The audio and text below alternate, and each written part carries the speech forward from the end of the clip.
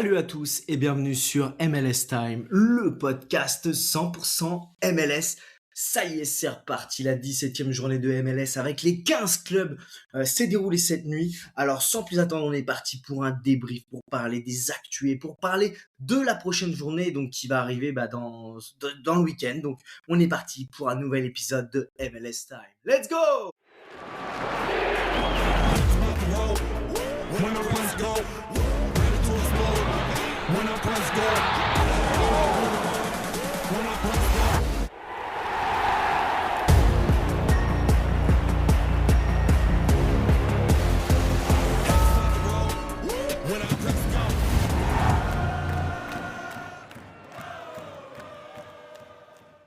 Bienvenue à tous pour ce nouvel épisode de MLS Time, l'épisode, bon clairement on va pas dire de reprise parce qu'on en a déjà fait un avec Nico la semaine dernière, mais aujourd'hui c'est la vraie reprise puisqu'on a eu une journée complète hier, donc dans la nuit de mercredi à jeudi les personnes qui sont en Europe comme moi, pour les Américains, les Canadiens et autres, c'était donc dans la nuit du mercredi, c'était le mercredi soir, une journée.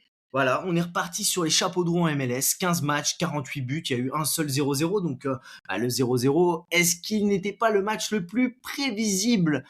C'est Toronto qui fait match nul 0-0 face à New England, mais sinon tout le reste, il y a eu des beaux buts, il y a eu des cartons, Cincinnati a mis 4-3 à Vancouver, on a eu un carton aussi de Orlando qui allait gagner 4-0 à San Jose, enfin bref, voilà, pas mal de buts, donc on va partir dans un premier temps, on fera un petit débrief, les tops, les flops, vous le savez, avec ce qui a bien marché, les joueurs qui ont performé, ceux qui ont été moins bons, les clubs en difficulté. Une deuxième partie, ce sera vraiment la partie actu, mais surtout mercato, puisque là on est entre deux matchs. Je vous inviterai plutôt à suivre les actus qui sortiront, que je vais repartager sur mon compte X, Nelim MLS, hein, pour rappel, ce n'est plus Nelim B puisque je me suis fait carjacker mon compte, comme dirait l'autre. Mais voilà, et on terminera avec un peu les matchs du week-end qui arrivent pour la 18e journée. Quels sont les match-ups les plus intéressants, peut-être les joueurs qui se dégagent. Donc on est parti déjà, on va commencer donc par là le débrief rapide de la 17e journée. Je vous avoue que j'ai vu tous les résumés, mais je n'ai pas vu de match. Donc ça va être très rapide, je vais pas m'attarder sur des choses que je n'ai pas vues. Moi je vais vous faire vraiment un rapide retour pour ceux qui veulent quand même un peu d'infos sur la journée. Donc les tops, clairement, j'ai mis LAFC parce que ça fait 2 matchs qu'ils jouent, 2 victoires. On voit que Son et Bouanga sont bien revenus en forme, qui ont eu du mal en début de saison. Je pense qu'on peut l'expliquer, comme je l'ai dit tout le début de saison, c'est deux joueurs qui ont démarré très tôt la saison. Ils ont enchaîné, rien que sur le mois d'avril, c'était 7 ou 8 matchs. Enfin, voilà. Gros rythme, Coupe du Monde, coupure. Et là, on le voit tout de suite, un Son qui avait pas marqué, qui avait fait 8 passes D sur ses, je crois, 13 premiers matchs. Et il a marqué 2 buts en 2 matchs. Bouanga est bien reparti. Donc voilà. Il y a eu un super but de Denis Bouanga. D'ailleurs, je vous invite à aller regarder l'action du but. Elle est magnifique. Où il finit très bien avec un crochet intérieur, frappe lucarne. Enfin voilà. Vraiment, LAFC, ça reste une équipe, vous la connaissez, qui est très très solide en MLS. On a eu également Saint-Louis qui fait plaisir. Saint-Louis qui, en plus, on va en parler après, est ambitieux sur son recrutement, qui est donc sur sa deuxième victoire depuis la reprise. Et Marcel Hartel, il n'y est pas pour rien, parce que mine de rien, Marcel Hartel, comme je l'ai tweeté ce matin, avant la coupure de la Coupe du Monde, c'était clairement 12 matchs, 3 buts, 1 assist, et puis le 17 juillet, donc depuis la semaine dernière, c'est 2 matchs, 2 buts, 2 assists. Donc voilà, Marcel Hartel est de retour. Saint-Louis fait un mercato ambitieux et redémarre très très bien cette deuxième partie de saison, puisqu'en plus, ils se replacent 8e. Donc voilà, 8e, ils sont dans la zone play-in, à la limite des playoffs. Donc c'est vraiment une équipe de Saint-Louis qui s'est bien replacée. Ensuite, c'est Cincinnati, comme d'habitude, mené par un Evander de Gala, 4-3. Alors, il est impliqué sur 2 buts, mais par contre, voilà, c'est Evander, comme d'habitude, vous le savez, ça déroule. C'est une équipe qui met quand même 4 buts à Vancouver. Vancouver, c'est l'autre point fort, c'est Ryan Gaul. Vous le savez, Ryan Gaul, ça fait presque 1 an et demi, 2 ans qu'on ne le voit plus. Il a rejoué, il avait rejoué en match amical en pré-saison, et là, il met un doublé. Donc, ça n'a pas suffi, mais très, très content de revoir ce super joueur sur les terrains. Autre super point pour moi, c'est Philadelphie qui enfin gagne. Kai Wagner est de retour, lui le meilleur passeur de l'histoire de Philadelphie a rajouté encore une passe. Mais il y a 2 joueurs que je voudrais souligner, donc c'est Quinn Sullivan qui revient après 10 mois d'absence et sa blessure au croisé et surtout un joueur qui est sous-coté pour moi qui est vraiment excellent, c'est Iloski qui fait une super saison, l'attaquant, qui était avant à San Diego et je pense que mine de rien, le retour de Wagner, le retour de Sullivan, il suffit d'une ou 2 arrivées à Philadelphie d'ici la fin du mercato, ça peut changer la tendance, hein. Comme je l'ai dit sur X avant la journée, pour ceux qui jouent à Sora, pour moi, c'est une saison qui repart à zéro. Alors oui, il y a des équipes comme Cincinnati, comme Nashville, comme LAFC, Miami, qui vont toujours être dominantes. Ça, il y a pas de surprise, vraiment. Mais par contre, voilà, c'est pour moi, les cartes sont rebattues de A à Z et on a une saison qui repart. On a eu plus d'un mois et demi d'arrêt, hein, faut en être conscient, hein. Il y a eu un mercato, il y a eu une préparation physique qui a été refaite. Les joueurs sont carrément partis en vacances. Donc voilà, c'est une nouvelle saison. On aura eu 2 saisons en une, cette saison en MLS. Bah, je voulais parler aussi, bah, justement, Miami de Luis Suarez et German Berterame, parce que même sans Messi, ça a gagné à domicile 3-2 face à Chicago. Robert Lewandowski a fait son meilleur match pour sa première sur les couleurs de Chicago. Il voulait absolument jouer. Je ne suis pas sûr qu'il soit forcément prêt. Je parlerai un petit peu après du transfert de Kuipers qui va signer à Monterrey. Mais voilà. Donc Luis Suarez, Berterame, on met un super but collectif et Luis Suarez, 2 buts. Il est le deuxième meilleur buteur de l'histoire avec 50 buts de l'Inter Miami. J'ai vu la stat tout à l'heure. Donc voilà, Luis Suarez rentre encore plus dans l'histoire du football mondial. Que vous dire également, bah, Joe Belgique, Manu Garcia, une fois de plus, c'est eux qui tiennent l'équipe de SKC qui va gagner 2-1 et qui ont fait la différence. Orlando qui était mine de rien à la rue, complet sur la première partie de saison, enfin complet, enfin, qui était vraiment pas bien, et qui là, avec Antoine Griezmann, a gagné. Donc Orlando se replace 10e avec 17 points à 2 points de DC, donc qui est 9e, et ça va être intéressant cette équipe d'Orlando. Je pense que on va prendre un peu de plaisir à les voir jouer, surtout qu'il n'y avait pas Martin Oreda qui est lié à un transfert éventuel à Toluca. D'après ce qu'ils ont dit, sa blessure, c'était une blessure, donc il n'est pas là parce qu'il est blessé.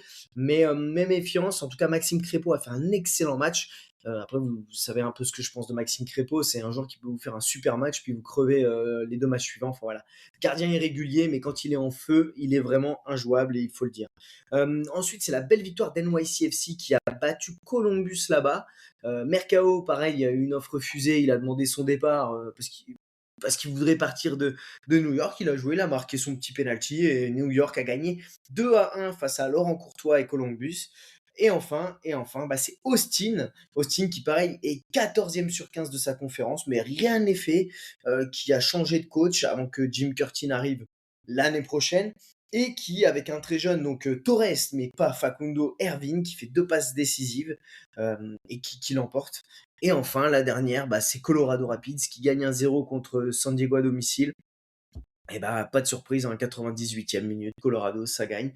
Bizarrement, il n'y a pas Stephen Mehansen dans les buts, ça gagne. Donc voilà. À noter quand même que cette équipe de Colorado, pour ceux qui ont demandé quelques spécificités un peu sur la MLS sur mon compte X, il faut savoir que oui, en effet, Colorado joue à 1800 mètres d'altitude. Ça a un impact, hein, sur les équipes qui n'arrivent pas forcément en avance et qui se retrouvent à jouer en altitude. On va passer maintenant aux flops. Et bah, les flops, bon, est-ce qu'on peut parler d'un flop? C'est pour Columbus qui, mine de rien, s'incline 2-1 à domicile face à NYCFC. Mais bon, ils n'avaient pas toutes leurs recrues, hein. Bryce Mendes n'a pas encore le permis de travail. Il est arrivé hier, je crois seulement. Donc voilà. Robert Lewandowski et Chicago, comme je le disais, c'est pas un très très bon début pour lui. Toronto qui fait 0-0 contre New England. Alors oui, c'était à Boston, mais Robin Fraser, j'ai vu la stat, c'est 0,9 points par match depuis qu'il est arrivé. Donc ça va être compliqué à mon avis, parce qu'en plus ils ont encore annoncé des recrues qui arrivent. Va falloir qu'il tarde de trop d'inverser la tendance quand même, le copain Robin, parce que 12e, 16 points. Vu l'effectif, alors il y a eu beaucoup de blessés sur la première partie de saison, mais ça doit faire beaucoup mieux Toronto. Enfin, moi je pensais que ça ferait beaucoup mieux. Ensuite, le point négatif, c'est le penalty cadeau qui a été sifflé à Nashville contre Montréal. Nashville qui enchaîne une 5e victoire de suite en gagnant sur un péno, vraiment, mais pour moi il n'y a pas penalty, Surridge joue très bien le coup. Ensuite, c'est les Galaxy un peu Un peu comme à l'image de ce que fait, Toronto, hein, LA Galaxy, ça sent quand même la fin pour Greg Vanney. Bon voilà, il a perdu Gabriel Peck, il va récupérer Furuhashi, mais c'est quand même, heu, il mange sur son titre de MLS Cup et sur ensuite l'excuse de pas Gabriel Peck, mais de Ricky Puig qui a été blessé. Mais on est quand même en grande difficulté de son côté et c'est Seattle, hein, Seattle qui mine de rien a encore perdu après la grosse défaite dans le derby face à Portland. Nouvelle défaite cette nuit, c'est leur quatrième défaite de rang et j'ai beau remonter, ça fait un long moment que Seattle n'a pas perdu 4 matchs de suite, donc voilà. Et ben écoute, voilà un petit peu pour ce qui s'est passé cette nuit. On avait quand même des équipes qui ont tenu leur rang, des matchs assez serrés, des matchs avec des buts, donc non, non, clairement, on est sur une MLS qui repart très très bien et on a souvent donc de toute façon des plus de buts sur les matchs en milieu de semaine. On va passer maintenant aux infos de la semaine. On va commencer par Chicago, donc Greg Berhalter qui nous a dit que Hugo Kuipers, en fait, dès que Lewandowski est arrivé, il a dit qu'il voulait partir et Hugo Kuipers a été vu à Monterrey. Il va signer pour 7,5 millions de dollars plus 500 000 dollars de bonus possible. Moi, je comprends pas du tout ce choix. Tu as Kuipers qui a 13 buts en 12 matchs. Tu vas prendre Lewandowski, 37 ans. Tout Lewandowski qu'il est, tout performant qu'il est. Moi, je comprends pas que tu viennes modifier, en gros, la structure de ton équipe qui tourne bien. Qui plus est, tu restes quand même sur des DP qui t'ont mis un peu dans la merde à Chicago, à l'image de Shaqiri, qui était le dernier flop. Je pense pas que Lewandowski va flop, mais on le voit sur certaines actions. Hier, il y a tout de suite les suiveurs l'ont signalé. Vous avez Zinkernagel ou des joueurs qui mettent des centres fort premier poteau. Il a plus le coup de rein pour passer devant le défenseur et voilà. Bon, à suivre, mais bon, je pense que quand Robert Lewandowski va être affûté, ça devrait empiler les buts. Je vous en parlais tout à l'heure. Donc, LA Galaxy a officialisé l'arrivée de Kyogo Furuhashi, qui a été longuement dans la shortlist d'Atlanta avant qu'il signe Emmanuel Latela, cette fraude. Donc, Furuhashi signe jusqu'en 2030-2031. Certes, c'est un contrat d'IP, j'ai pas fait attention, mais normalement. Donc, profil assez polyvalent sur le fond de l'attaque qui risque de remplacer Gabriel Peck. Du côté de Philly, il y a des rumeurs comme quoi Ndinga donc, devrait être prêté à Dundee United et Oluwetu Makanya, pardon, donc le défenseur central sud-africain, n'est pas revenu à l'entraînement puisqu'il estime que le club a rompu sa promesse de le laisser partir si une offre se présentait. Donc Philadelphie a refusé une offre de Belgique, mais Philadelphie se défend en disant bah ouais, mais on va pas refuser n'importe quelle offre. Euh, la mentalité du gamin de 18 ans, un peu limite quand même, hein. C'est ta première saison en MLS, tu joues titulaire, pour qui te prends-tu de ne pas revenir parce que le club n'a pas accepté une offre qui ne leur semble pas adaptée. Enfin bref, voilà.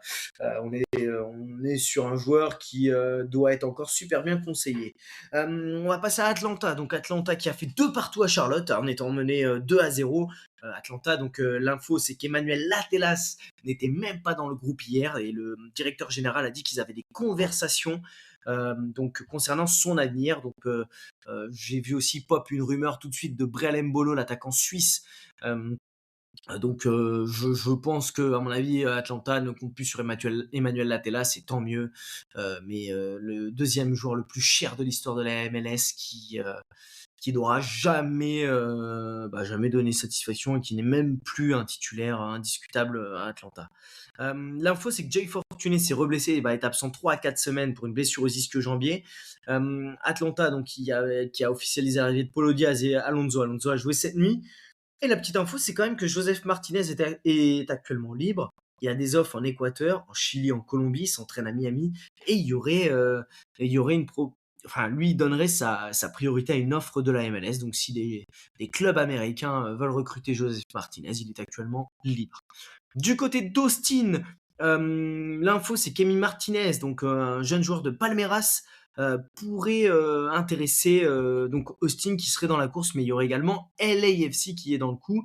Du côté de Charlotte, donc Dean Smith avant le match nous avait dit que Alan Saint-Maximin n'avait pas encore son visa, donc c'est pour ça qu'il n'a pas joué contre Atlanta.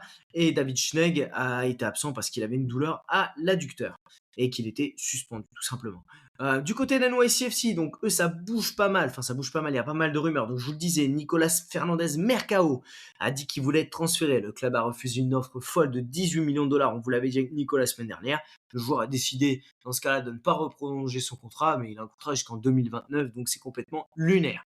Hannes Wolf, donc leur joueur milieu offensif, devrait apparemment quitter donc NYCFC et signer donc soit en Espagne, Italie ou Turquie. Donc NYCFC cherche à le vendre pour à peu près 1,5 million d'euros, ce qui est complètement faible. Enfin voilà, encore une fois, la MLS n'a pas envie de valoriser ses joueurs, on dirait.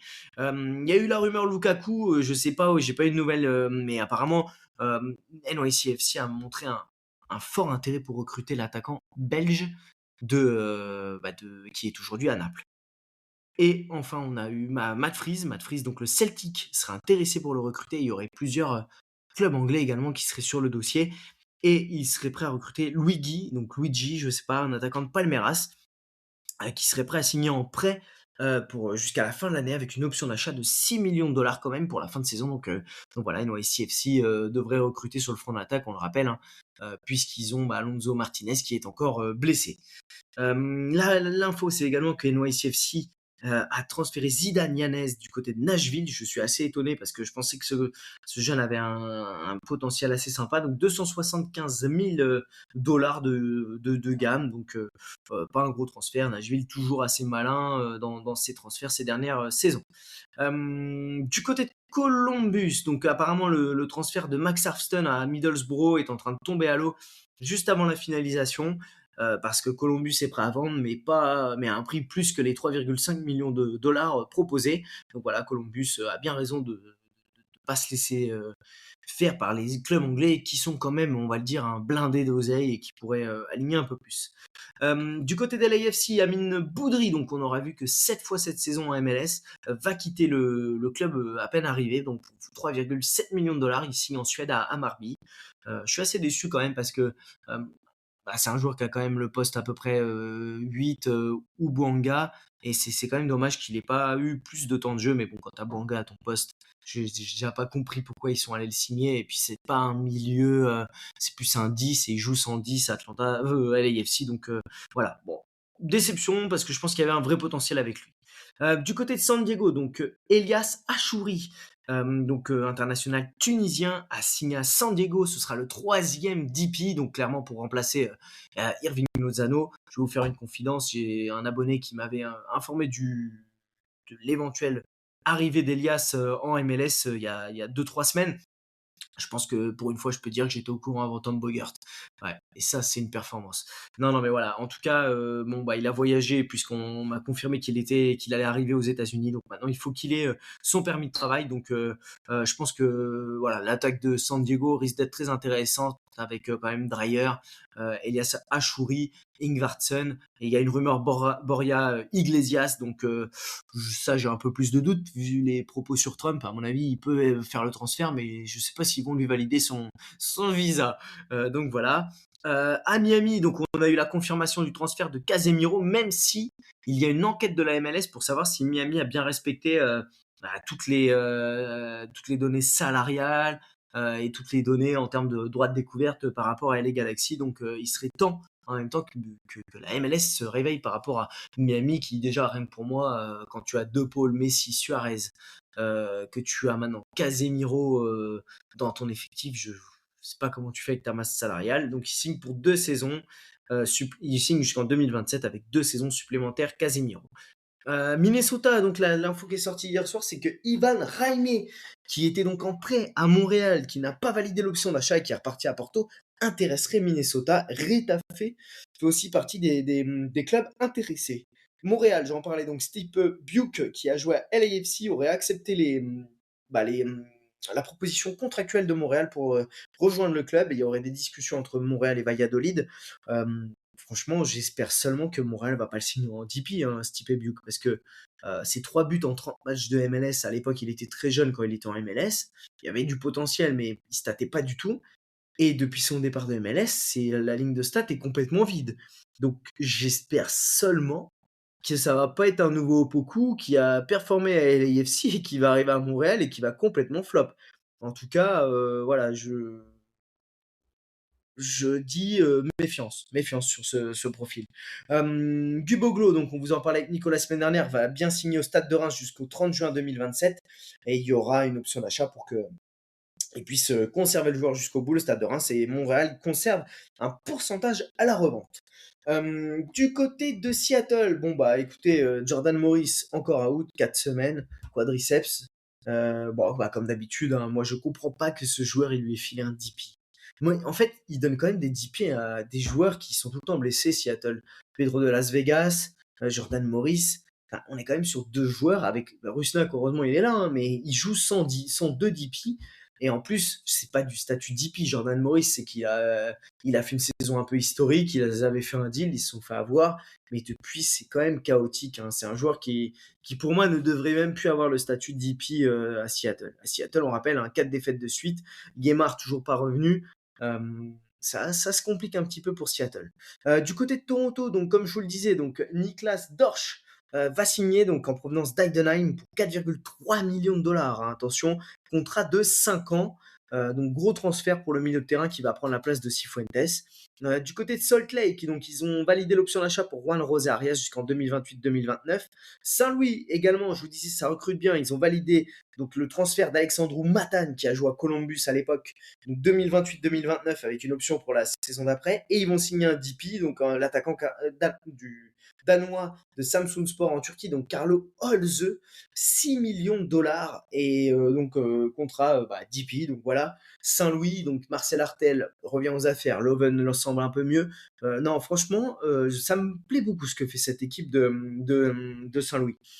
Et enfin, la dernière info qui est sortie donc, tout à l'heure, c'est concernant New England. Donc Jack Harrison, qui est un ailier qui a joué à Leeds United et ensuite à la Fiorentina, qui a 219 matchs avec Leeds, va rejoindre vraisemblablement New England en tant que joueur désigné. Écoutez, on est arrivé au bout des infos que j'ai pu recueillir entre les deux matchs et cette semaine.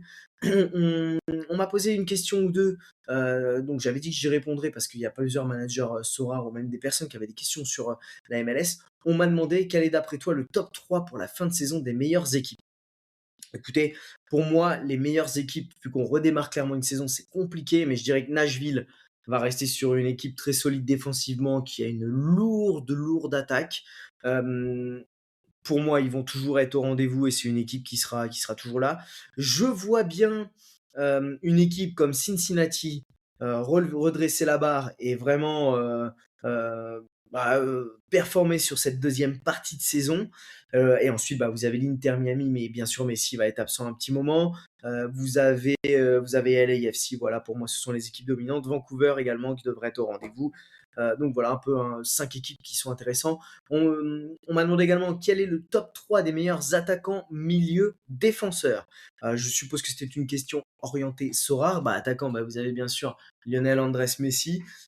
Ensuite, je pense que Griezmann peut être très intéressant puisqu'il a fait du A cette nuit et il a été décisif une fois, il met plus de 80 points. Donc ça, pour moi, c'est ultra intéressant. Surtout oui, il a des cartes, je crois, qui sont sorties. Et puis, ensuite, vous avez bien sûr, comment il s'appelle, Sam Surridge, pour rester vraiment dans les attaquants bruts, sans faire, parce qu'après, vous avez les Son et les Bouanga. Mais Sam Surridge et Petar Musa sont assez intéressants. Ensuite, au milieu de terrain, vous avez il n'y a pas de surprise, hein, je vais vous dire Evander. Ryan Go, un retour peut-être très intéressant s'il reste en bonne forme. Je pense qu'on peut avoir un très bon Ryan Go. J'ai oublié dans les attaquants Anders Dreyer également. Et enfin, vous avez en milieu de terrain Carles Riel qui va être pas mal et intéressant. Pour les défenseurs, pour moi, vous avez la charnière centrale clairement de Nashville. Donc Palacios, Woledzi, et puis vous avez Kai Wagner qui est revenu en MLS, qui risque de vous régaler et de faire plaisir à pas mal de monde pour cette deuxième partie de saison parce qu'on était un petit peu en déche quand même de défenseurs qui performent pour Sora. On arrive au bout du coup des infos donc de la semaine comme je vous le disais. On va passer maintenant à la journée, donc la 18e journée du week-end. Allez, on est parti pour voir un petit peu les match-ups du week-end.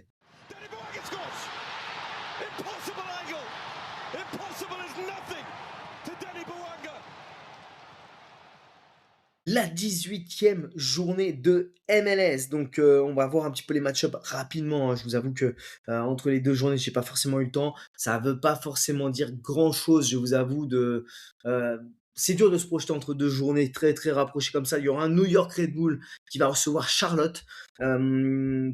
Match assez serré quand même, hein. Je pense qu'on peut voir des buts dans ce match. Je ne vois absolument pas de clean sheet. Mais bon, bah, vous avez, toujours Pep Biel qui est intéressant du côté de Charlotte. Les Red Bull me font un peu flipper. Je vous avoue qu'apparemment leur match a pas été flamboyant face à Philadelphie.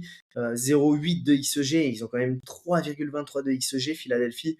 Mais bon, vous avez toujours, bon, bah, du Kate Cowell, vous avez Julian Hall, mais moi je mettrais, quand même plutôt un Pep Biel, même si je pense que ce n'est pas le match-up du tout à jouer dans votre SO5 ou sur vos sets. Pour moi, c'est pas le match du tout à jouer. Un autre match, donc c'est le Hell is Real entre Columbus et Cincinnati, donc c'est un derby. Un derby, en général, on a du but. C'est vrai qu'entre ces 2 équipes, il y a toujours un petit peu de but. Je donnerais mon avantage quand même à cette équipe de Cincinnati, même si, je vois que Columbus est à 1,60 en cote et Cincinnati à 3,60. Je trouve ça vraiment disproportionné. Columbus qui vient de perdre de 2-1 contre, New York City chez eux et Cincinnati a battu, bah, la belle équipe de Vancouver. En pré-saison, ils avaient battu Burnley, ils avaient fini par un 6-2 contre Orlando, donc c'est l'attaque de feu. Voilà, l'attaque de feu et Cheney est en grande forme. Moi, je pense qu'on n'aura pas de clean sheet ici, mais par contre, il y a des joueurs intéressants. Vous savez, Pavel Buka qui mine de rien, bah, je pensais qu'en fait il était, en sur-régime, il joue piston et bah, Pavel Buka, il a été décisif cette fois 2 fois. Vous avez Evander, bien sûr, vous avez bah, Denki. Et puis bah, du côté de Columbus, bah, pour le moment, il n'y a quand même pas toute l'équipe qui devrait y avoir avec les recrues qui vont arriver. Donc c'est pour ça que moi, je trouve que la cote de Columbus est trop basse et que celle de Cincinnati est trop haute. Donc voilà, pas de clean pour moi. Je vois bien Cincinnati l'emporter 2 ou 3-1 dans cette rencontre. On aura un CF Montréal Miami. Donc Montréal qui a pas fait un match dégueulasse contre Nashville, je vous le dis, ils perdent sur un penalty qui est très, très sévère. Dans les XG, si vous retirez le péno qui vaut quasi 1, bah, c'est du kiff-kiff. Bon, je donne quand même l'avantage à l'Inter Miami. Est-ce que Luis Suarez va être capable d'enchaîner? Peut-être qu'il jouera pas le match entier, mais Luis Suarez intéressant. Berterame, mine de rien, monte en puissance, donc c'est vraiment pas mal, hein. Berterame qui est quand même décisif sur les 4 derniers matchs.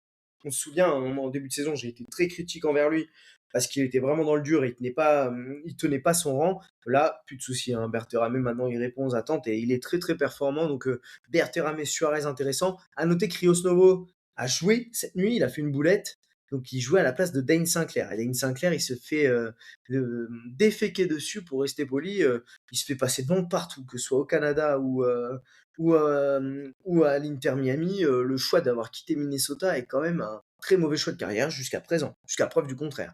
Donc voilà, pour moi Miami, mais je vois pas Miami tenir le clean sheet, hein. Je vois bien Montréal marquer, donc Prince Owuzu peut être également intéressant.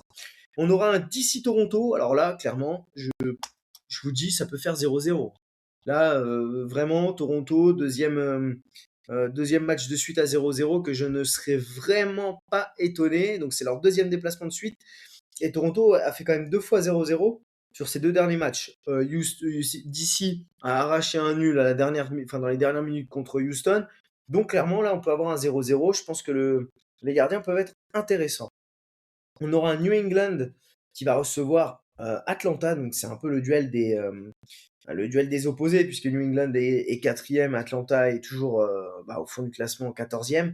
Atlanta joue avec une équipe qui fait flipper, hein, franchement. Mais bon, on a une équipe de New England qui a eu du mal contre Toronto, qui n'a pas trouvé la faille. Dans ce match-là, je vous dirais Carles Rill. Carles Rill, de l'autre côté, vous avez bah, Miron, Miron, mais quand même, j'irai plus sur un Carles Rill et je m'aventurerai pas forcément sur trop l'équipe d'Atlanta dans ce match-là. NYCFC va recevoir Chicago. Chicago qui va devoir se rattraper après sa défaite contre Miami. NYCFC, je vous le dis, l'équipe qui est très pénible à jouer, une équipe qui fait mal, une équipe qui est très jeune, qui est fougueuse.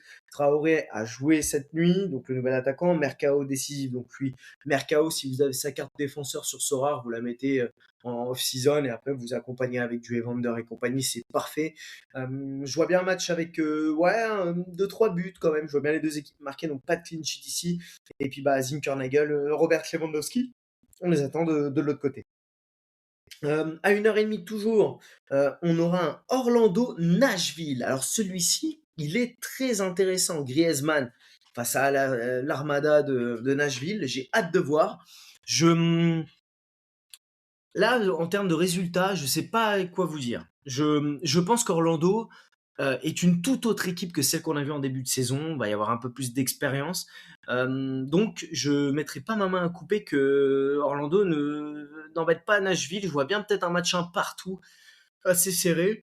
Donc, clairement, ouais, ouais, pourquoi pas un Antoine Griezmann qui fait du A et qui est décisif. Et de l'autre côté, bah, vous avez quand même Sam Surridge parce qu'Annie Mukhtar est quand même très décevant en termes de scoring. À 1h30 encore, ouais, on a quand même un paquet de matchs à 1h30. Enfin, minuit et demi, on a New York Charlotte. À 1h15, on a Columbus Cincy. Après, 1h30, 2h30, on repart sur des programmations catastrophiques. On aura un Philadelphie Seattle. Ah, un peu à l'image d'Orlando, hein, Philadelphie qui, à mon avis, va être une toute autre équipe. Seattle qui est sur 4 défaites de suite, qui va enchaîner un déplacement dans la conférence opposée. Moi, je donne l'avantage là à Philadelphie. Alors, Iloski est très intéressant sur ce match-up. Kai Wagner, bien sûr. André Blake peut même l'être. Si demain on me dit Philadelphie gagne 1-0 ou 2-0, je ne serais pas étonné du tout. On aura à 2h30 un Houston-Austin. Derby du Texas entre deux équipes qui se battent un peu pour attraper les playoffs, même si Austin est un petit peu derrière. Enfin, ils sont 14e, mais ils ont 17 points, ils sont à 5 points, donc c'est rien. Ils peuvent revenir d'ailleurs à 3 points de Houston en cas de victoire. Austin, c'est pareil, je pense que c'est une équipe qui peut embêter sur cette deuxième partie de saison, qui a quand même une belle équipe, avec une attaque Facundo Torres, Vasquez, Uzuni, tu peux pas rester englué avant-dernier, quoi. Donc, avantage Houston, mais je vois des buts dans ce match. Donc, je vous dirais du côté de Houston, bah, on a encore eu un Hector Herrera très bon. Bon, vous avez McGlynn, Maguire, Guilherme. C'est vrai que quand on regarde l'équipe de Houston, vous avez quand même Bogusch. Bogusch qui était initiative U22 à LA. McGlynn, qui était quand même un top joueur, qui a été transféré pour du cash. Vous avez Herrera, Guilherme, Maguire et Arthur. C'est quand même une équipe très solide, hein. Moi, je ne serais pas étonné de voir Houston gagner, ouais, 2-1, un truc comme ça. Même si Austin, bah, quand on regarde les stats, n'a plus perdu depuis 3 matchs contre Houston. Ensuite, on aura un Minnesota-Vancouver, deux équipes qui ont perdu. Donc, Minnesota a perdu 2-1 contre SKC et Vancouver a perdu donc 4-3 contre Cincy. Donc, Vancouver, deuxième déplacement de suite. C'est un match compliqué à lire. On aura un Pereira qui peut être intéressant du côté de Minnesota, Ryan Go de l'autre côté. Euh, euh, voilà, je sais pas. C'est un match où je vois pas non plus de clean sheet. Je pense qu'il faut plutôt s'orienter sur quand même les joueurs offensifs dans cette partie. Donc Yeboah, Pereira, Ryan Go, Brian White. Euh, et à l'heure où je vous parle, j'ai une notification de Tom Bogert. Donc Atlanta serait sur le dossier Darwin Nunez, qui devrait bouger d'Al Hilal. Donc, ce serait complètement fou de signer Darwin Nunez, même si je suis pas emballé par le joueur qui a un peu les pieds à l'envers à des moments. Ce serait une énorme recrue en MLS. San Diego Dallas, bon bah là deux équipes pas évidentes à juger. San Diego qui a perdu, Dallas qui a fait un 2-2 contre Portland. Je pense qu'on peut avoir un match à but, ça peut être un match hyper sympa. Il y a eu 3-3, 3-2, 5-0, il y a tout le temps des buts entre ces deux équipes. Donc clairement Dreyer, Ingvartsen, Petar Musa, ça peut être vraiment une belle partie. Donc pas de clean sheet sur ce match pour moi. J'ai oublié juste avant à 2h30, on a Saint-Louis Colorado. Colorado qui a reçu, qui va se déplacer. Saint-Louis, comme je vous dis, méfiance. Saint-Louis est une équipe qui n'est plus la même non plus que le début de saison. Donc je vois bien la Marcel Artel être très intéressant dans ce match. LAFC va recevoir SKC. Est-ce que je vous fais un dessin? Est-ce que je vous dis que là, si vous jouez à 7, au 7 sur Sora 7, pour moi, LAFC, c'est vraiment le bon spot. Banga, Son, Lloris, les défenseurs, vous avez Porteus. Au milieu, vous avez Marquis Delgado. Ouais, je pense que c'est vraiment le bon spot sur Sora. 4h30, on aura un Portland Salt Lake. Pas évident, pas évident. Moi, j'aime beaucoup Velde et Kelsey du côté de Portland. Salt Lake a quand même perdu 3-1 sur le match de reprise. C'était contre l'AFC, mais je pense que là, on peut avoir du but, un petit match sympa. Donc, de l'autre côté, vous avez Soland, vous avez Guy Lavogui, vous avez Diego Luna. C'est quand même un match qui peut être sympa où on voit des buts parce que c'est deux équipes qui ont du mal à tenir les clean sheets. Et enfin à 4h30, on a un San José LA Galaxy, 2 équipes dans le dur. San José n'a gagné qu'une fois, sur ses, 4 derniers matchs de MLS et bah, tout comme, cette équipe de LA donc voilà, 2 équipes dans le dur. Là, je ne vois pas de clean sheet. San José, peut-être l'avantage de jouer à domicile, même s'ils ont pris un 4-0 à domicile contre Orlando. Donc bienvenue à Angus Gunn, le gardien qui remplace Daniel, qui en a pris 4 dans la musette. Donc voilà, un match pas évident à juger. Donc pour récapituler, pour moi, le meilleur match-up, LAFC qui reçoit SKC. Ça, c'est un super match-up. Ensuite, on a Philadelphie pour moi qui a un bon match-up contre Seattle qui n'est pas en forme du tout. Et on a Cincinnati, mais sur le stack offensif qui risque de marquer. Euh, pour moi, on aura aussi le stack offensif Guilherme, etc. à Houston. Mais après, je pense qu'on aura, en termes défensifs, j'irai peut-être sur ouais, d'ici Toronto, ça peut faire un bon match nul des familles. On peut avoir Orlando-Nashville qui peut être un match assez fermé. Houston-Austin, j'y crois pas trop. Non, mais voilà. C'est pas évident hein, quand on enchaîne 2 matchs comme ça en MLS, vous le savez. Donc voilà. Donc restez connectés sur mon compte X pour avoir les toutes dernières infos. Et puis bah écoutez, je vous souhaite de passer une superbe 18e journée de MLS. Et puis on se retrouve dès la semaine prochaine pour un nouvel épisode. À bientôt sur MLS Time.